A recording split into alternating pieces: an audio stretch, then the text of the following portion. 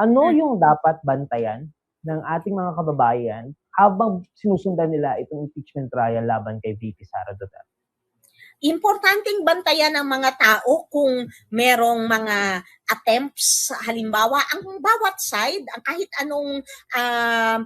anong side doon, prosecution man, defense man, na isuppress ang evidence. Kasi ibig sabihin, ayaw nilang malaman ang katotohanan. Di ba? Bantayan nila. Bantayan din nila ang mga iba na ang gusto lang ay guluhin ang proseso, i-model ang arguments para hindi matuloy o kaya hindi humantong sa isang desisyon. Siyempre, magdidesisyon sa huli ang Senado, pero bantayan ng mga tao yung mga tao na ang gusto lang ay maging gwapo o maganda sila para sa sarili nilang prospect sa susunod na eleksyon.